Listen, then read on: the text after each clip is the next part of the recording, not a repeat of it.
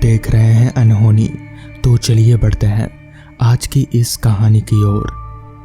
ये कहानी उन दिनों की है जब मैं बीपीओ में काम किया करता था। मैं 3 से 11 की शिफ्ट में काम किया करता था। तब मैंने ये शिफ्ट इसलिए ली थी क्योंकि मेरे लिए ये काफ़ी आरामदायक था। बचपन से ही मुझे जल्दी उठने की आदत थी और सुबह के शिफ्ट के लिए मुझे तड़के 6 बजे जागना पड़ता। तो कहानी पर आते हैं।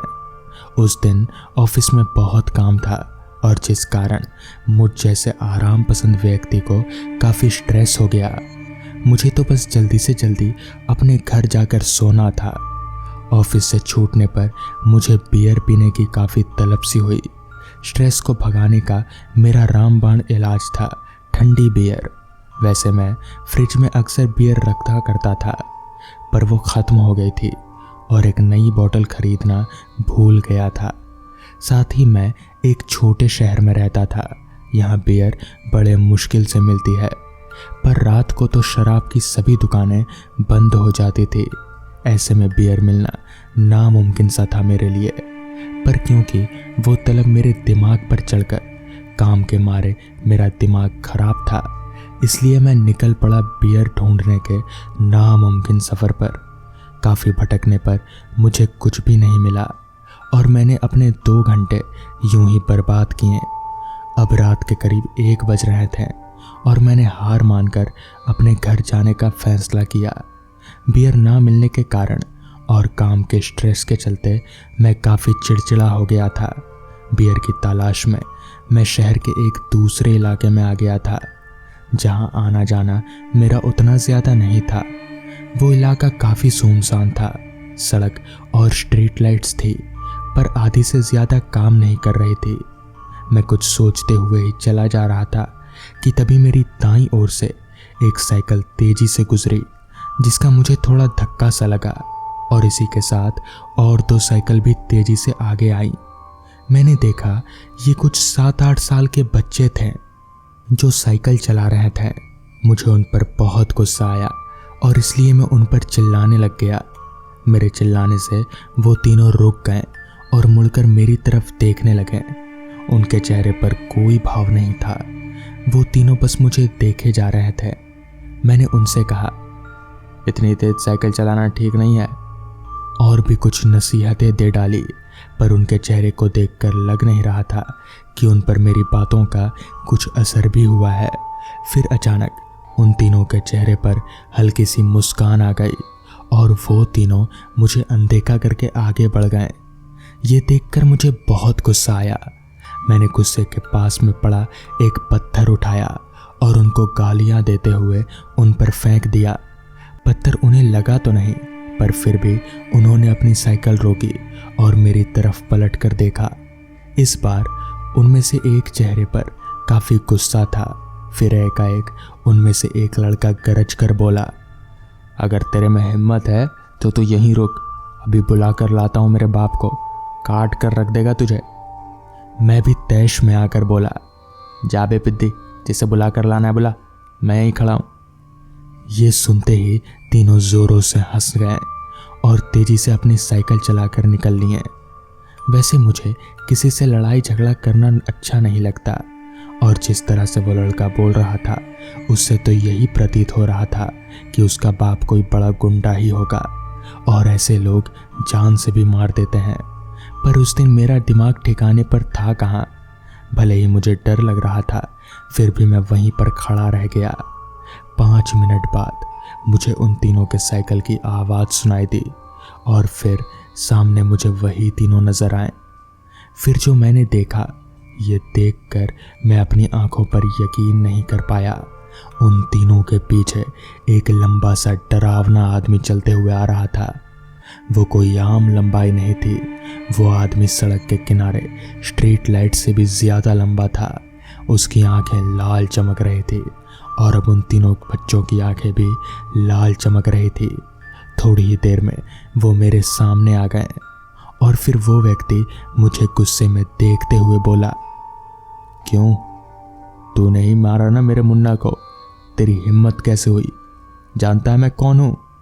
उस आदमी का इतना लंबा चौड़ा कद भयानक चेहरा और उन बच्चों की लाल चमकती आंखें देखकर मैं अपने आप को संभाल नहीं सका और वहीं पर बेहोश होकर गिर गया। अगली सुबह जब मेरी आंख खुली तो बहुत से लोग मुझे घेर कर खड़े थे।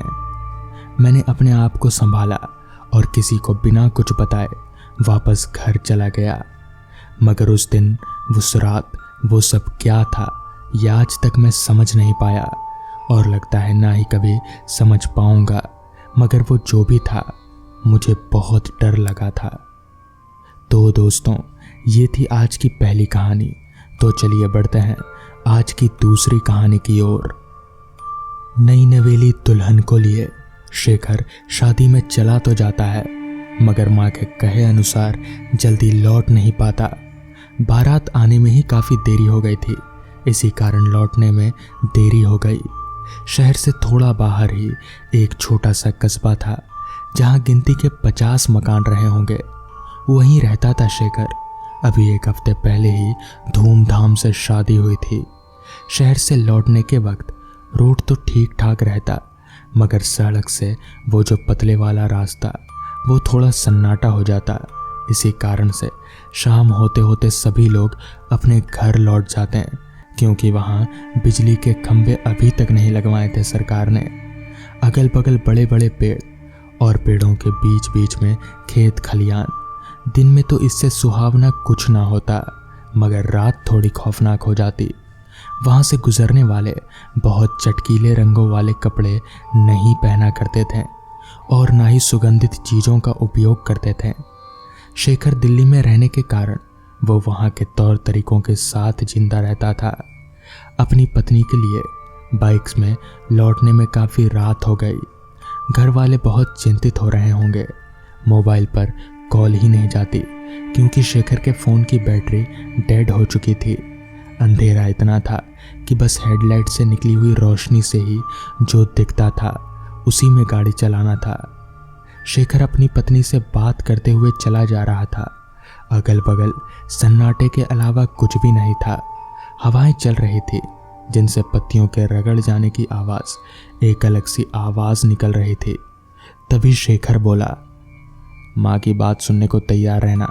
बाराती इतनी रात में लगी तो हम क्या ही कर सकते हैं, और एक तो हम लोग इतनी दूर से आए थे, वरना शहर वालों के लिए कौन सी देरी। माँ को चिंता हो रही होगी। माँ ने कहा था वक्त से लौट जाना। अभी कुछ देर आगे ही गए थे कि हवाएं अब आंधी का रूप ले रही थी। तभी रेखा ने कहा, सुनिए, कहीं रुक जाते हैं, अभी चलना अच्छा नहीं होगा। इस पर शेखर बोला, हाँ ठीक कह रही हो, यहीं रुक जाते हैं। बाइक की लाइट जला कर रखता हूँ, वरना कुछ देखना मुमकिन नहीं होगा। कुछ देर वाहन रुकने पर बारिश भी शुरू हो गई। हवाएं कुछ कम होने पर दोनों वापस से चलने लगे। तभी रास्ते के बीचों बीच एक पेड़ की बड़ी सी टहनी गिरी नजर आई। शेखर बोला, अरे यार, एक तो पहले से देरी हो रही है, अब देखो अब इस बला को कैसे हटाएं। शेखर अपने हाथों से हटाने की कोशिश करता है, मगर विफल होता है। बहुत कोशिश करता है, मगर कोई फायदा नहीं होता। इतनी रात में अब मदद मांगे भी तो किससे। दोनों कोशिश किए जा रहे थे। तभी एक लंबा सा आदमी उनके सामने आता है, सामान्य से ज्यादा लंबा। वो उस टूटे हुए टहनी को अपने हाथों से तिनके के समान उठाकर ले जाता है। शेखर जब तक वहां से कुछ कह पाता, वो उसकी आंखों के आगे से ओझल हो जाता है। अंधेरा होने के कारण उस आदमी की लंबाई के अलावा और कुछ भी नहीं दिख रहा था। वो करीब एक खंबे के समान लंबा था। शेखर और उसकी पत्नी ये सब देखकर बहुत डर जाते हैं और अपनी बाइक लिए वहां से घर लौट आते हैं। घर जाने पर माँ के द्वारा फटकार तो निश्चित थी। सुबह जब वहाँ के आस पड़ोस वालों ने शेखर से पूछा कि कल रात इतनी देर क्यों हो गई थी, माँ चिंता कर रही थी, तो शेखर ने सारी बातें उन लोगों को बताई।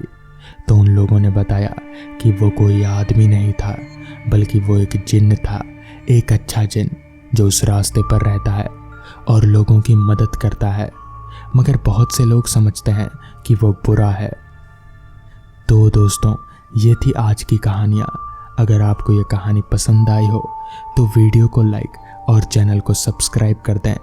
तो मैं आपका दोस्त आर्यन जल्द ही मिलूँगा आपसे ऐसी ही नई कहानियों के साथ। तब तक के लिए अपना ख्याल रखें।